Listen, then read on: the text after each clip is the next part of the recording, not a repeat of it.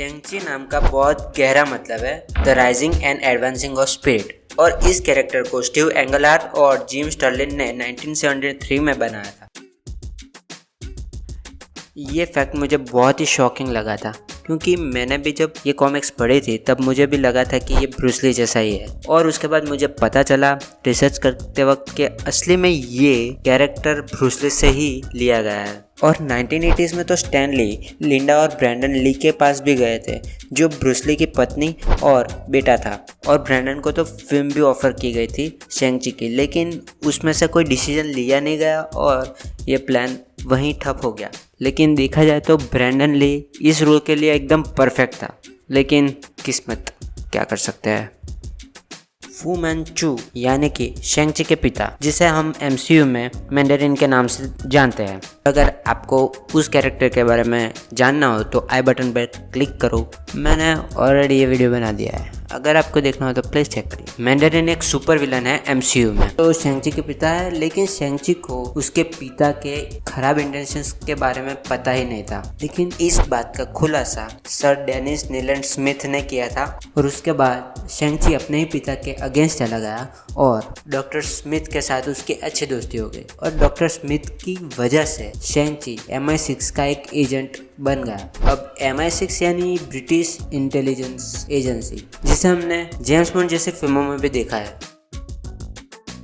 अगर कोई जहाँ ड्रैगन आ जाए तो हम किसे बुलाएंगे, थॉर या मे बी हल्क को, लेकिन मदरीपुर के अटैक में इससे बहुत ही अलग कंडीशन थी। जब द हैंड मदरीपुर में आया और उसके रिचुअल ने मदरीपुर के ड्रैगन को जगा दिया, जो मदरीपुर शहर के नीचे सो रहा था, तब शेंग-ची ने उसके साथ बहुत अच्छे से लड़ाई की, लेकिन वो जीत नहीं सका। फिर शेंग-ची ने पिम पार्टिकल का यूज़ करके अपने आप को बड़ा कर लिया, और उसके बाद अपने हैंड टू हैंड कॉम्बैट से उस ड्रैगन को हरा दिया। सारे सुपर हीरोज न्यूयॉर्क जैसे बड़े शहरों में रहते हैं, लेकिन शेंग-ची ने अपनी पूरी जिंदगी एक गांव में बिताई है, पूरी ट्रेनिंग भी एक गांव से ही ली है, और शेंग-ची इस जगह को अपना घर मानता है। शेंग-ची एक हुनान प्रोविंस में रहता है, वहाँ पर एक छोटा सा गांव है यांगेन में, और वो कई बार वहाँ पर आता जाता रहता है। शेंग-ची कुंग-फू का मास्टर है। मार्वल यूनिवर्स में जिसे मोस्ट स्किल्ड फाइटर माना जाता है वो शेंग-ची ही है। उसने कामयाबी पाने के लिए चाइना की एक जगह होनान में उसने अपनी ट्रेनिंग पूरी की है। शेंग-ची के बाद कोई और मार्शल आर्टिस्ट आता है तो वो आयरन फिस्ट है मार्वल यूनिवर्स में। दोनों वैसे तो दोस्ती है, लेकिन उनके बीच में एक बार फाइट हुई थी, और वैसे देखा जाए तो आयरन फिस्ट के पास उसके फिस्ट की ताकत है, लेकिन उसके सामने शेंग-ची के पास कोई ऐसा बिगर एडवांटेज नहीं है। लेकिन फिर भी एट द एंड शेंग-ची तो मास्टर ऑफ कुंग-फू है। माना है कि शेंग-ची के पास कोई सुपर ह्यूमन एबिलिटीज़ नहीं है, लेकिन उसने अपनी ची की एबिलिटीज़ को मास्टर करके अपनी कॉपीज बनाना सीख लिया था, तो वो उससे लड़ाई में बहुत काम आते थे।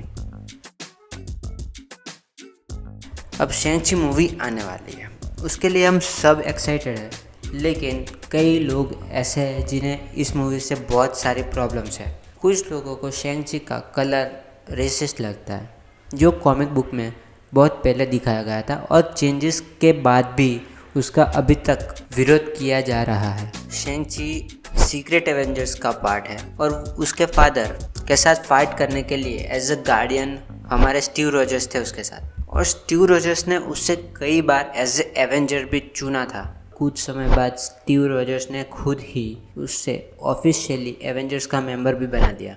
जैसे मिस्टर स्टार्क ने स्पाइडरमैन को एवेंजर्स का मेंबर बनाया, वैसे ही स्टीव रॉजर्स ने शेंग-ची को एवेंजर्स का मेंबर बना दिया।